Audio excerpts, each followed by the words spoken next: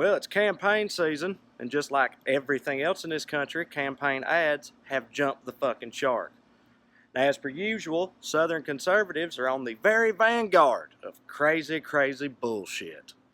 I don't know if you've seen these ads I'm talking about, but I highly recommend them. For example, Georgia Republican candidate for governor Brian Kemp, whose ads really raise the bar on lowering the bar. I'm Brian Kemp. This is my talking to stupid people voice. I got guns and trucks. Don't you like guns and trucks, pussy? Vote for me, queer. Fart. It's really not far off from what his ads actually are. It honestly isn't. You should check them out. It's insane. Anytime I bitch about this to conservatives, they always say, well, yeah, that's just campaign ads. They're just like that. The ones on the left are crazy too. This is a version of a narrative we hear all the time. Both ends of the political spectrum in this country have gotten insane. They're both just as bad. And no, both ends of the political spectrum in this country are pretty insane, but it's two different kinds of insanity. Like, one of them is like, if you eat enough kale, you can learn to talk to dolphins. And the other end is, let the brown baby starve. It ain't the same.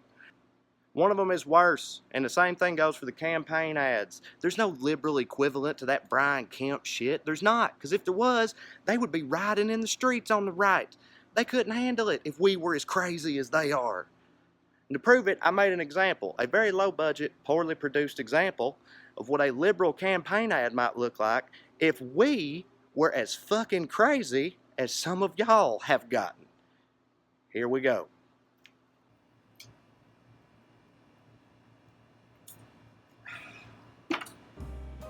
Hi, I'm Tristan Gay Man Frenchman, and I'm running for Congress in Tennessee's 4th District. As a liberal, pansexual, freegan, vegan socialist, I drink exclusively free trade organic nut milk that was given to me reluctantly by someone with more money than I have. And that makes me better than most people. And I want our state to be better too, for our children. I'm not a family man myself due to my affinity for the act of sodomy, but I like to keep this unused playset around as a constant reminder of the dozens of late-term abortions that I have personally financed and the countless more that I'm pledging to finance with taxpayer dollars as your congressman. I have over 25 years of experience as a freelance communal water pipe artist, and in that time I've accepted over 317 handouts and personally insulted somewhere north of 75 decorated combat veterans.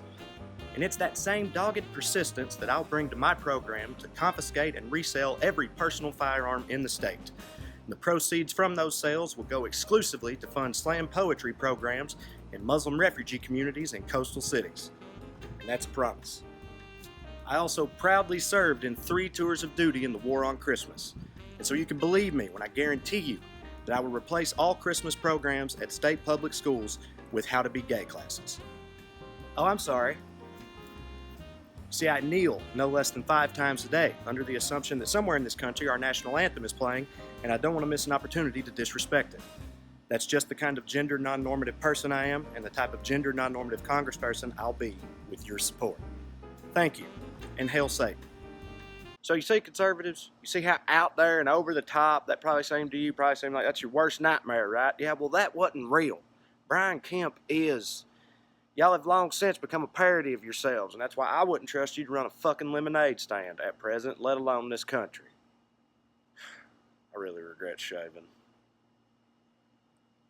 As always, thank y'all for watching. Appreciate it. Come see me live on stage. If you're in Southern California, you can come to Largo in Los Angeles on Tuesday, August 7th.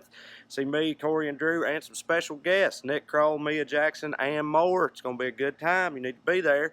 And after that, on August 9th, we'll be in Irvine, California, Vegas on the 10th, whole damn country after that. You go to the website, wellreadcomedy.com, get tickets, come see us. We'll commiserate. And just hang in there, okay? Take care of yourselves. We're going to make it. I can feel it. We're going to make it.